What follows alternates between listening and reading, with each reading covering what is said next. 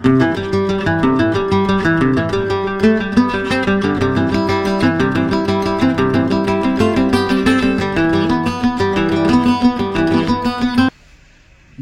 मित्रांनो, पुन्हा एकदा आपलं स्वागत आहे दीपक मावणी पॉडकास्टमध्ये। मी घेऊन आलो आहे एक नवीन चित्रपट चिकी चिकी बुबुम बुम याचा रिव्ह्यू।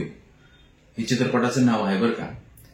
तुम्ही म्हणाल याचा अर्थ काय, तर त्याचा अर्थ मला पण कळलेला नाही काय आहे तो, पण ठीक आहे आपण बघूया। प्रसाद खांडेकर यांचं दिग्दर्शन आहे, प्रथमेश शिवलकर आणि प्रसाद खांडेकर यांचं लेखन आहे आणि चित्रपटाची कथा थोडक्यात मी तुम्हाला सांगतो की एक 6 मित्र आहेत जे बालपणीचे मित्र आहेत, शालेय मित्र आहेत। ते पुन्हा काही वर्षानंतर एकत्र भेटायचं ठरवतात, रियुनियन होते त्यांची आणि ते भेटण्यासाठी एका फार्म हाऊसवर जमतात। त्या फार्म हाऊसवर नंतर त्यांचं सेलिब्रेशन सुरू होण्यापूर्वीच किंवा सुरू झाल्यानंतरच एक घटना घडते, तिथे एक डेड बॉडी सापडते आणि मग त्यांच्यात गोंधळ सुरू होतो, कोणाची डेड बॉडी आहे, कोणी मारला असेल, काय झालं असेल, ती डेड बॉडी लपवण्यासाठी झालेला प्रयत्न असेल, त्याच्यानंतर तिथे येणारे लोक असतील, गेस्ट असतील त्या गेस्ट हाऊसला, त्याच्यानंतर आणखी डेड बॉडी सापडते आणि मग आणखीच गोंधळ होतो। नंतर पोलीस इन्स्पेक्टर येतात, नंतर ती बॉडी लपवण्यासाठी होणारी चाललेली धडपड, विनोद निर्मितीची धडपड असेल, कारण विनोद निर्मितीची धडपड असेल बरं का मित्रांनो।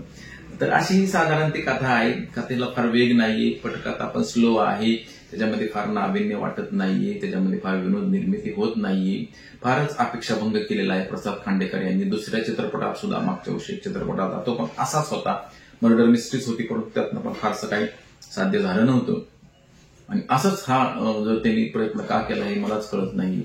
आणि स्टारकास्ट फार मोठी, स्वप्नील जोशी आहे, प्रार्थना बेहरे आहे, प्राजक्ता माळी आहे, प्रथमेश शिवलकर आहे, रोहित माने आहे, नम्रता संबेराव आहे, आणखी आपल्या वनिता खरात आहेत।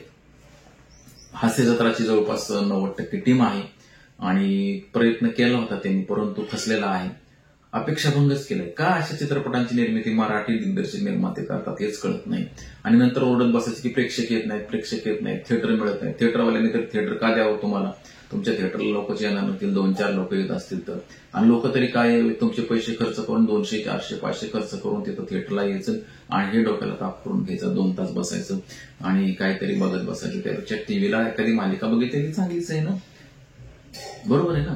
तर असं मी म्हणतो की तुम्ही एवढे परिपक्व कलाकार आहात, परिपक्व दिग्दर्शक आहात, तर थोडंसं प्रेक्षकांचा पण विचार करावा।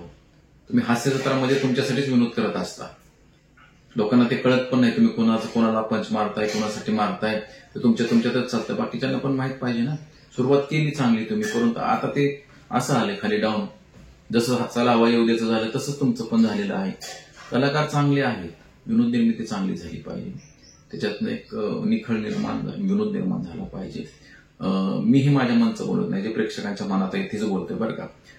तुम्ही वाईट वाटत असेल तर कृपया माफ करा, कारण प्रेक्षकांची नाळ ओळखता आली पाहिजे आणि जर आपण ते ओळखलं तर मात्र आपण सक्सेस होऊ।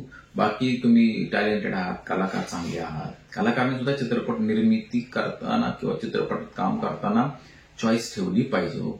स्वप्नील जोशी सारख्यांकडनं अपेक्षा काय करणार आपण की मराठीतला सो कॉल्ड सुपरस्टार आपण मानत होतो त्यांना, किंवा मानतो, काही लोक मानतात, मग तुम्ही पण चित्रपटांचं चॉईस जरा वेगळ्या पद्धतीने केलं पाहिजे।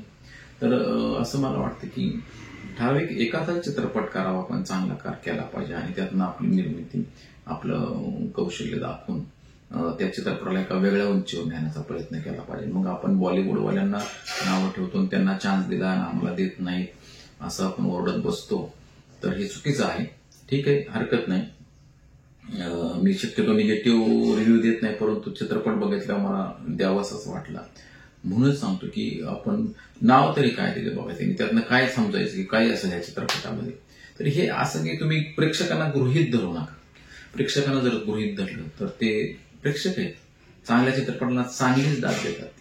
बघा तुम्ही छावाचं काय भारतामध्ये धूम चाललेली आहे, चित्रपट त्या पद्धतीचा त्यांनी केलेला आहे, स्टोरी, कंटेंट, सगळ्या गोष्टी चांगल्या आहेत। तर मित्रांनो, या चित्रपटाला मी 2च स्टार देतो आणि जावं का न जावं हा तुमचा प्रश्न आहे, परंतु आजही भारतामध्ये धुमाकूळ घालत असणारा चित्रपट छावा, छत्रपती संभाजी महाराजांच्या जीवनावरील आलेला चित्रपट नक्की आवर्जून पहा, जर आपण आता पण पाहिला नसेल तर। एवढीच मी विनंती करतो आजच्या एपिसोडमध्ये, एवढंच, धन्यवाद।